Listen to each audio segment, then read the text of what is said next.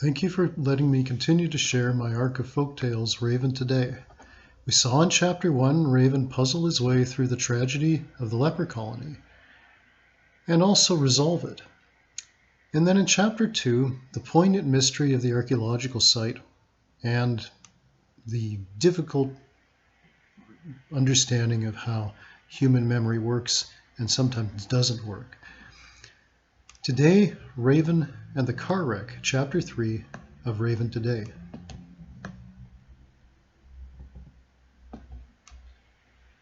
Raven had not visited with Spirit Bear for a very long time. He was even harder to track down than was the Guardian, but he did not try to avoid being found, for he was not mysterious in the same way the great cat of the deep forest was and needed to be. No, Spirit Bear was focused more on life and not so much on death. It was always a pleasant experience visiting with him, and sometimes Raven found it to be profound as well. The people thought Spirit Bear to be a powerfully sacred being, but Raven shrugged this off. He knew that his elusive friend was a good-natured and altogether down-to-earth fellow, whose wisdom was gained through the experience of the everyday. Perhaps there was an element of the sacred to this kind of wisdom, but its sacral character was rootsy nonetheless. But the challenge was as ever to actually find him. Raven knew that he would appear only if something equally curious and beautiful arrested his attention. Since there wasn't a lot of things like that in the world, it was time for another one of Raven's minor tricks. He flew far to the north, taking many days to reach one of the grand fjords that imbricated themselves into the majestic coastline. Towering trees and all the more grand mountainsides had flung themselves up on either side of these waterways. It had been over 100 cycles since the imposing village of his children had dotted these landscapes, but Raven still knew of their sights at least. Between the time of the Great Death and the time of the irascible painter, the totems had blended in with the trees, as if they were once again communing with their selfsame origins. Raven nodded his head to each of the former village sites and peered into the depths of the overgrown verdure to see if he could espy any remains of the once proud and eloquent Poles. But the totems had been rejoined with their birthright. This in itself was not a tragedy, for the soul of a totem pole remained in its tree-like stature. Just as Cayumans sometimes deigned to communicate some message emanating from the world of spirits to a living person whom she had hunted down and cornered, so the poles had been carved to speak to the people of this or that village. If there were no people, the spirits of the poles should return to their own wider family, the trees of the forest. Up and up the great inlet flew Raven until he found what he was looking for, a small glacier-fed stream emptying into the Sound. His comrade Bear would be up there hunting for salmon. Unlike his brother Spirit Bear, Bear contrived to spend his entire day foraging. This had always made Raven cock his head quizzically, but after all, it was Bear's business and not his own. But today Bear could do him a service. He found that there were many dying salmon upstream, for this was the season of the migration and spawning. Bear would no doubt be around for something like this. Raven collected a healthy number of salmon and put them in a pile in the center of the stream. It was just deep enough so that the icy waters would wrap themselves around Bear when Raven called his attention to this mound of delicacies. He croaked out his usual greeting in the direction of the forest, and sure enough, after a fashion, Bear appeared. "Hello, Raven, aren't you hungry? I sure am." So what else was new, Raven thought, but without malice. "This is a good place to find as much to eat as one could care to, surely," he replied, gesturing to the pile of dead but still utterly fresh salmon in the center of the stream. Bear's eyes lit up. "Would you mind if I had a go at that bunch?" he asked. Raven was honored that Bear had asked with a view to potentially sharing the meal, for Bear usually didn't need to ask anyone whether or not they would share their food. Most just ran off when he showed up, leaving him the spoils of the day. But Raven wasn't actually hungry, and he hadn't flown all this way up the coast just to eat a hearty meal. That was another kind-hearted, if sometimes slightly disingenuous thing about Bear. He always assumed everyone had the same motivations as did he himself. Raven bobbed his beak and Bear plunged into the cold waters. Bear's coat was so thick and warm that he didn't even shake. He stood in midstream and gorged himself on the pile of salmon while Raven patiently observed. It didn't take very long at all for Bear to polish it all off, making Raven smirk a little. Then he hauled himself back out of the water, and it was at that moment Raven knew that the first part of his trick had worked. The dark umber of Bear's fur coat had changed to the color of the glacier that fed this stream. Nothing but ice was hanging off him, and just a moment after Bear regained the stream's bank, his brother appeared, seemingly out of nowhere. Spirit Bear had thought he'd seen another one of himself. His brother was so covered with the white lightning of reflecting and shimmering ice that Spirit Bear had been taken in by the second part of Raven's little charade. No offense, of course. "Ah, who are you, my twin? I have never beheld the likes—" Oh, Spirit Bear hadn't taken over long to realize that in fact it was only his brother Bear who was now melting in front of him, the brown hue of his actual fur gradually coming back into view. Hello, brother, what brings you out here? Hungry, I presume. At this greeting, Spirit Bear just stared at Bear for a moment. He blinked a few times, and then Raven announced his presence. Ah, Raven, my old friend, this is no doubt your doing. How amusing. I thought my brother here had become a twin. I crave your pardon, elusive one, but I wanted to visit, since we have not seen each other in a very long while. I have felt your absence in my rounds. Raven replied amiably. It was already evident that between the two of them Bear had almost been forgotten, but it was not part of the sacredness of siblings that it should be so Spirit Bear helped his brother wipe off the remaining ice and thereby restored himself to his original hue. When Raven explained himself and Bear understood that the bird had gathered all of the salmon up upon which he had feasted so heartily, there were no hard feelings. It was certainly one of the best and easiest meals of the entire month, Bear then concurred. He appeared to be completely satisfied with the turn of events, for he too seldom saw his own brother. That trick won't work again, though, Spirit Bear suggested with a longish grin. Raven mentally shrugged that off, as he'd come up with something else. Besides, Spirit Bear had a way of showing up when you least expected him. And speaking of which, the opposite was apparently also true. In a trice he had vanished into thin air. Bear and Raven were left staring at the space in which Spirit Bear had been standing, now empty of any such character or anyone else besides. Then they stared at each other for a space. Raven knew it was up to him to say something, but for a few moments even he was speechless. Was it something I said? It was Bear who finally intoned. Raven could never quite tell whether or not Bear had a sense of humor, or if he was really that self-deprecating, but either way, it couldn't have been anything either of them had done. So where had Spirit Bear gone to, and more importantly, why?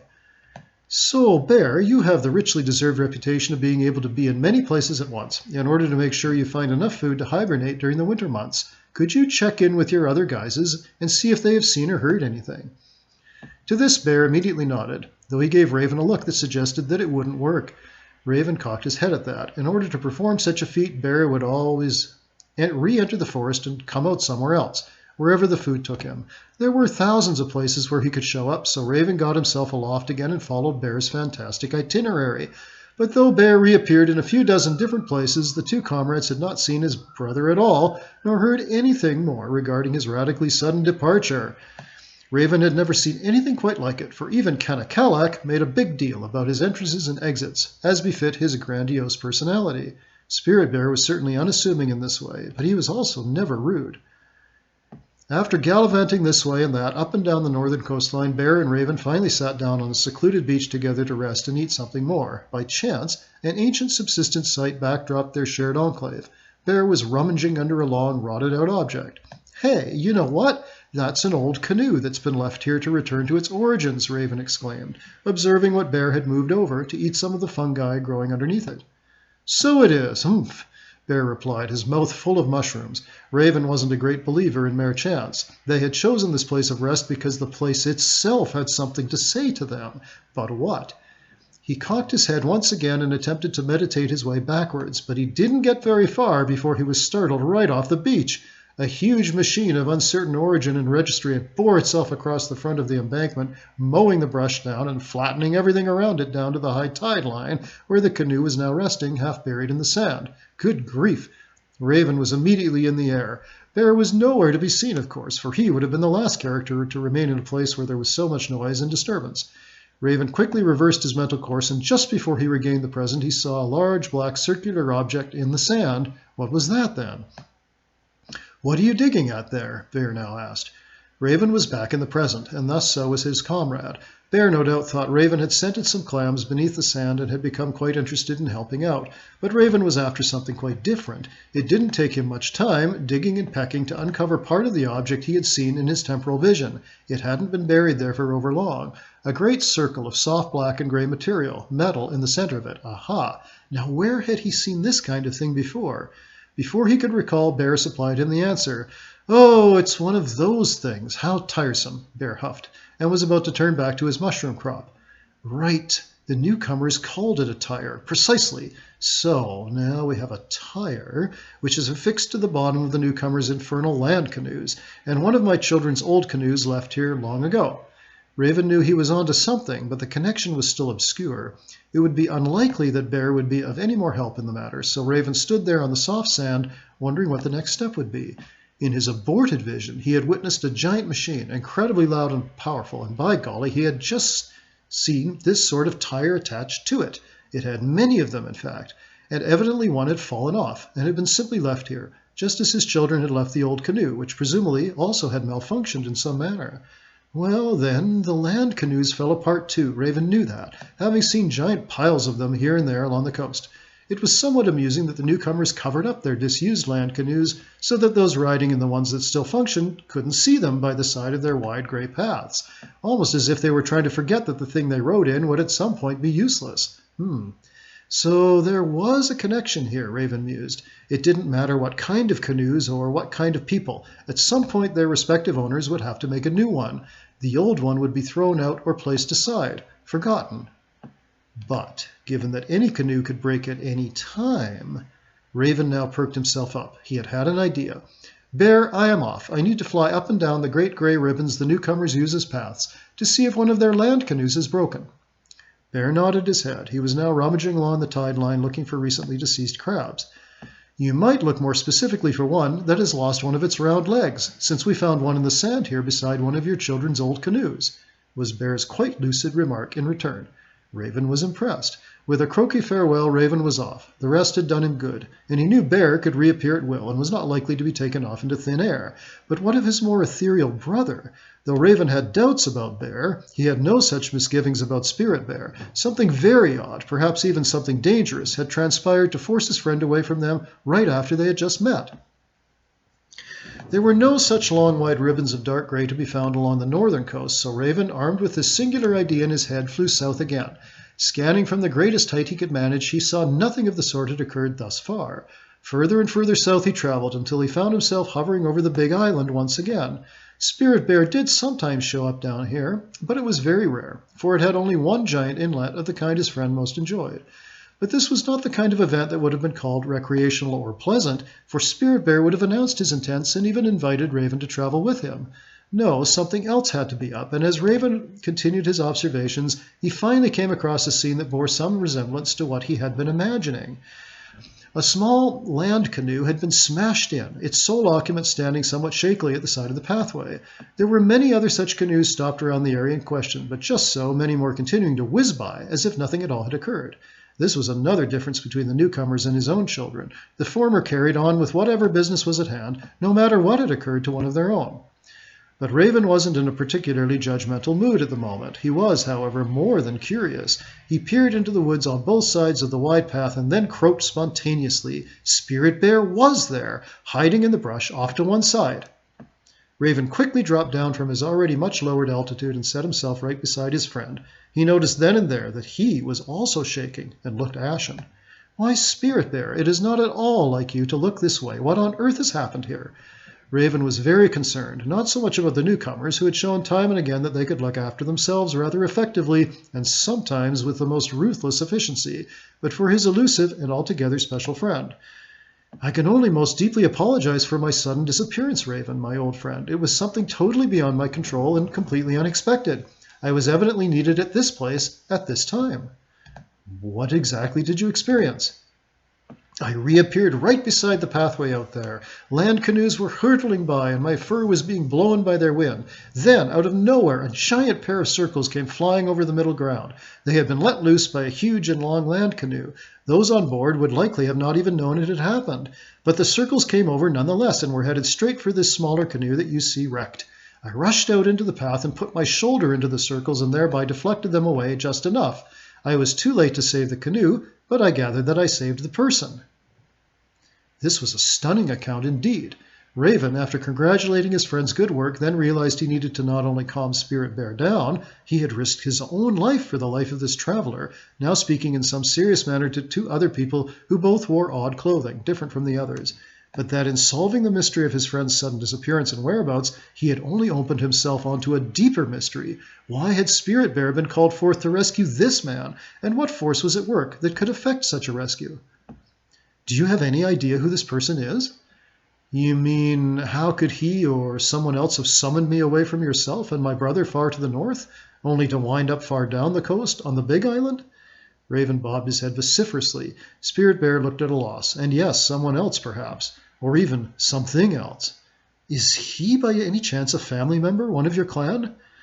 I suspect it must be so, but I don't understand it. I have saved one or the other of your children before, Raven, but they were always a member of the Bear clan. And beyond that, it was always in some dire situation where my brother couldn't help them first. A problem with their spirit and not their body, for instance. Aha, that made sense, insofar as it went. Raven pondered what little knowledge he had about this new experience. It was exceedingly rare that Spirit Bear had come into knowing about a danger and then appeared himself to ameliorate it. His brother, though a bit slow on the uptake sometimes, was generally more than capable to address his clan's people's travails, saving them from this or that danger. It was usually a wind-blown deadfall, or falling rocks shaken off a cliff due to one of those quakes of the earth, or even swimming out to tow an overturned canoe full of people back to shore after Sissyutle had bumped into it.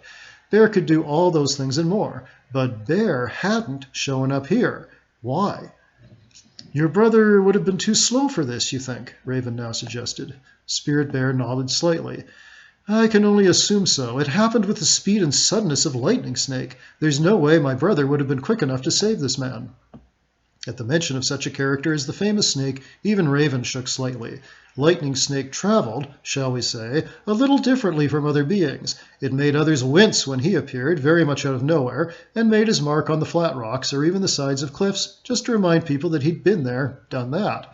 The people were fond of carving his likeness into the stones where they had observed him show up. Not that he was unfriendly in the least, but it was still startling to be too close by when he decided to arrive. Even Thunderbird couldn't control him, and Raven recalled the time when Snake had stolen the lightning he now used to ride around on from Thunderbird, who had fallen asleep too far down the mountainside, so that the snow and ice that had always kept Snake from ascending too far up was not present. Thunderbird had so many bolts of lightning that he never missed the few Snake had taken away, and so it went. But all of this was neither here nor there. Raven knew he needed to find out what was going on with this new event, and like much in the new world, he wondered if anything from the old would help him figure it out. He hopped closer to the scene to try to overhear something more about it. People were speaking, and Raven could discern that, astonishingly, the person who owned the wrecked land canoe had shrugged off the need to pursue those who had flung the giant circles at him. This was extraordinary. The other people, dressed differently and exuding an official atmosphere, apparently agreed that it would be difficult to track them down. That was utter nonsense. His friend Eagle could do it in a trice. The offending canoe had been so large that there couldn't be all that many of them. Plus the fact that one of them was missing one of its legs. How hard could it be? Raven was puzzled in the extreme by this. If such had occurred with his children, the offending parties would have to make a restitution of some kind. In this case, a new canoe, certainly. He hopped back to his friend, who was still recovering, massaging his bruised shoulder. That thing was so heavy, Raven. It really should have been Killer Whale who shoved it aside. Raven commiserated with his friend. Of course, Kakawan could not travel over land, so it was a moot point. I could only presume that the owner of the wrecked canoe is named after you, Raven said gently. Spirit Bear gave him a look of surprise, but then nodded.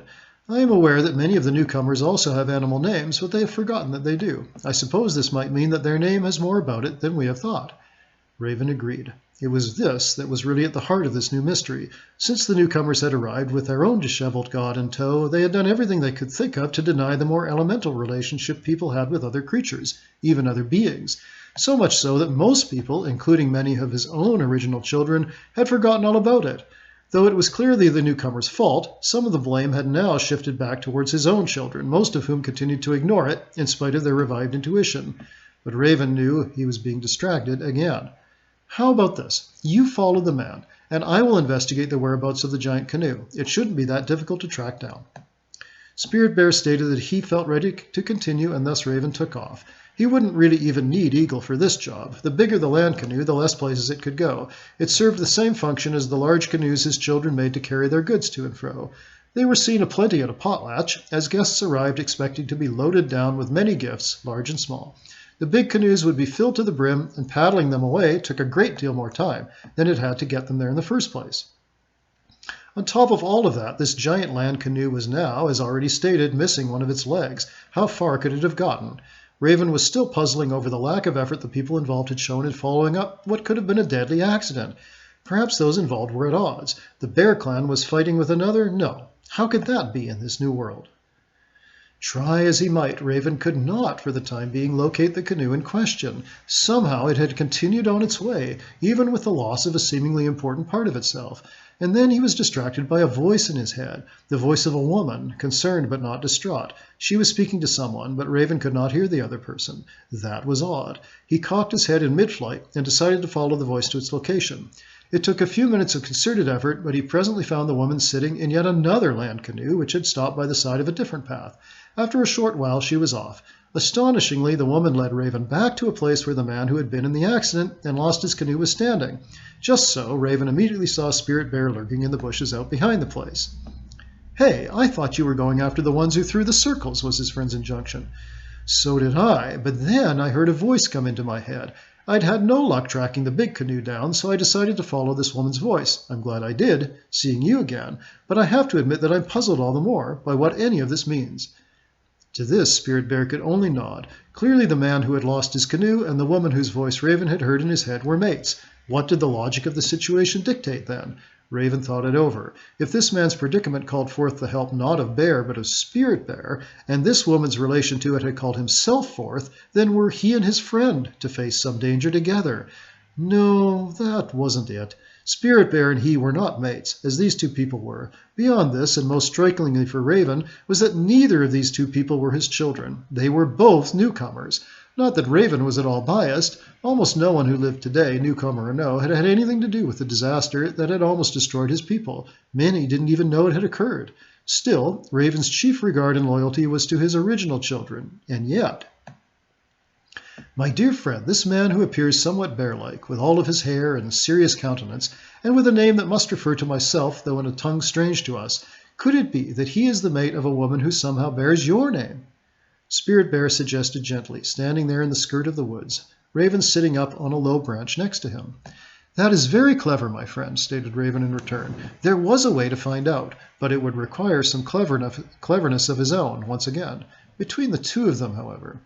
So, why don't you step out in front of those people down there? They will no doubt be astonished and very happy to see you. They will think themselves honored in a sacred way, and indeed you have honored this fellow by saving his life, given that you and only you could have done so." Spirit Bear gave Raven a look, then shrugged. "I'm not in this for accolades, clever one. I assume you have something in your feathers." Raven didn't respond, trusting his friend to play his part. Spirit Bear then did so, and an exclamation immediately arose from the few people who were milling about the place where the two mates had been reunited, no doubt fondly reminding themselves that they had a future as one thing, in spite of the happenstance of the dangerous life the newcomers had constructed for themselves in his land. And, as was their wont, Raven had observed in his wily manner everyone suddenly had their little objects they used to speak to one another at a distance out and were pointing them at his friend.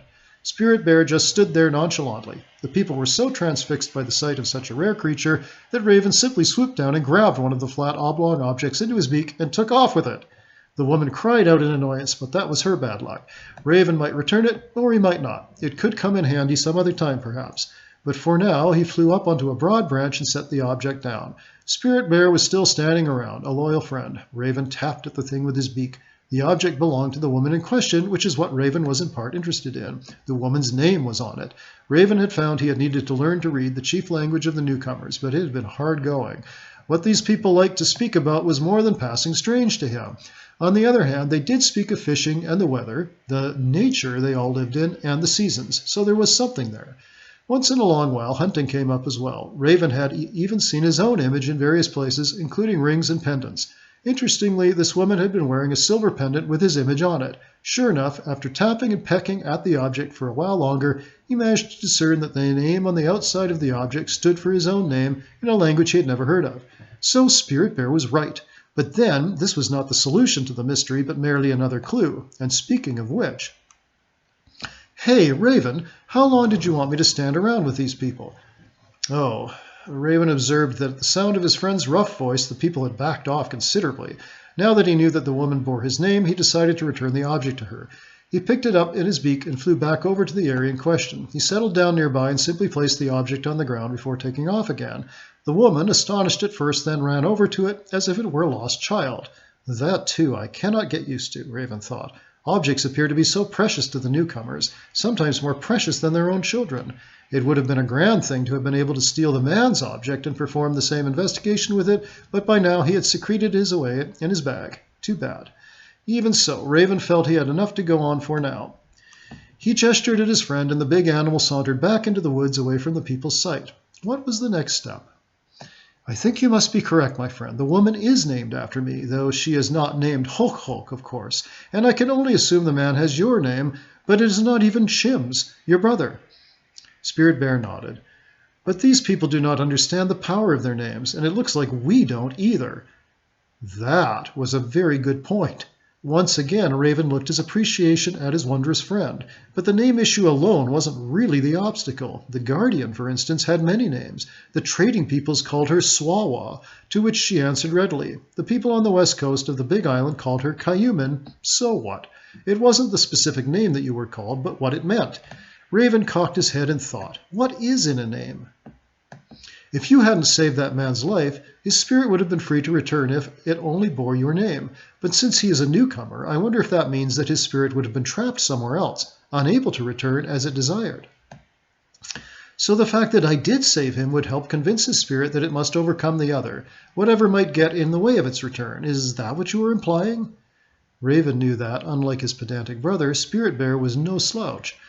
Indeed, I suggest that now we know who's who here, that we take up your original idea twice over. You follow the man, and I shall follow the woman. Since no one seems concerned about restitution, maybe we are the ones getting sidetracked there. To this, Spirit Bear nodded and circled round once before he vanished. This was more on the order of what Raven had recalled Spirit Bear being able to do. The two human mates had now parted after much necessary expression of sentiment. Raven knew that it must be very hard for people to depart after realizing that they had come all too close to a final farewell. It must take a great deal of faith on their parts, he decided. Then this thought crystallized in his head. These people do have faith, after all. It's just very narrow and focused only on the ones who are close to them. And they have so few people close to them, not even enough to make a small village, that from afar it looks like they are faithless. How interesting. Sad, too. But there were so many newcomers in general that one couldn't possibly live and die by the fates of all the others. This was also an elemental difference between the interlopers and his own children. Perhaps that wasn't quite fair anymore. Many of the newcomers had been born into his land and were thus his children. It wasn't offensive that they didn't know this, because in death they would discover it, and hopefully be both honored and delighted by it. Now that the god that had been brought by the ancestors of the newcomers was himself apparently dead, Raven had heard much about the death of the white person's god over the years, a strange idea, but one that had intrigued him nonetheless. Perhaps this would inure them to accept their birthright. At the same time, his original children had mated with some of the newcomers, and then they themselves had had children in turn. Hey! Raven quickly looked round for his friend, but since the man and woman had parted and were traveling in different directions, Spirit Bear must have been long gone. But Raven was now possessed of another insight, one that might lead them much farther into this mystery. He flew off after the land canoe the woman was riding in. Let's hope it doesn't suffer some strange shipwreck as well, Raven thought. But at least he'd be right there already, to render whatever aid he could. After another day had passed, and after the woman and man had been reunited yet again, Raven found that the woman was off on another chore. Presently the canoe stopped and the woman got out of it. She was now pecking on her flat object, much like Raven had done earlier. Apparently he hadn't damaged it. He peered over the woman's shoulders from a distance, but could see only that she was silently talking with someone else, perhaps her mate from whom she had recently parted. Raven could not hear anything this time round, so he waited patiently. The woman was now entering a building. Raven shook off a feather, and it was whisked through the door by a sudden breeze. The feather would follow the woman through the building and be wafted into the room into which she went. It was an old trick and barely worth mentioning. The only difference was that the feather had to navigate much larger interiors, but that was a mere logistical affair. After both the woman and the feather had settled down, Raven would know where to find her. He waited, and then lifted himself up and over to the roof. He found a vent, stuck his head inside it, and listened. The voices were distant but distinct enough, thanks to the feather that would be resting right inside the room of interest. What Raven then heard made him wonder if he was dreaming. The woman with his name and another woman were meeting with a young man, an apprentice of some kind. They had asked him about his work, and yesterday the young man said that it had been a terrible day for them. Oh? They had been riding in their giant land canoe, and one of the wheel sets had popped off and vanished out of their can. They were terrified it might have caused an accident. Raven felt his feathers tense up, and he knew that the one he had sent into the room must be doing the same. He concentrated and was able to use it as a lens. What he saw through his own feather was that the face of the woman who did not bear his name had turned very pale indeed. The woman who did bear his name was looking uncertain, but she had said nothing. Good Lord, this cannot be a coincidence, thought Raven. Here they are being presented with the very knowledge everyone must be seeking. Raven was absolutely riveted, but it turned out that the moment simply passed. Nothing was said. But after the three people had parted ways, the two women spoke. And now all were back outside. The woman Raven was following was back in her canoe and was off, just like that. Now surely she is going to tell her mate of the news, Raven thought to himself, quickly flying after the woman's small canoe. Later that very day he met up with Spirit Bear, who had of course arrived at the same spot in the wake of the man who'd lost his canoe the previous day. They greeted each other silently, not wanting to distract the two people with her combined presence. What they then overheard, listening to the people speaking to one another, finally gave them at least part of the insight they had been searching for and puzzling over. I do not think we should report them, given that I myself am fine. We will replace what we lost. Knowing that they lost something that it could have been deadly will make them more careful in the future. I don't think it will happen again. This was what the man called Bear said to the woman called Raven. Raven and Spirit Bear looked at one another. This was not how the newcomers generally reacted to anything of the sort. It was far too generous, gracious, and also presumed upon a faith larger than life, as it were. But the youth had been scared. That might have been the clue these two people needed to reach such a decision. It was at least plausible that there could be no further mishaps and thus no further danger. Perhaps silence was the best lesson after all. Raven was amazed. Raven, my friend, I believe I begin to fathom the truer meaning of the idea of namesake here, Spirit Bear uttered slowly.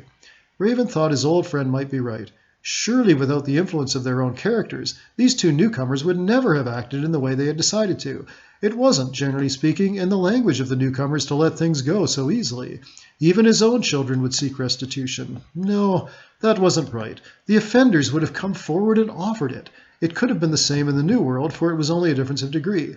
Raven had discovered just yesterday that one could find many things out about the world just by pecking around on the objects all these people carried with them. This made sense. Their world was just that much bigger, so they had correspondingly invented things that carried them farther, faster, and allowed them to speak with another at greater distances. Nothing really new here after all, Raven realized. And his own children used these same things to perform the same feats. So what? But this was not all. You are right, my old friend, but I also think that we have witnessed the beginning of something else here. The idea that a stranger is still part of one's community, and one thus can extend the same benefits of the doubt one would extend to an intimate companion.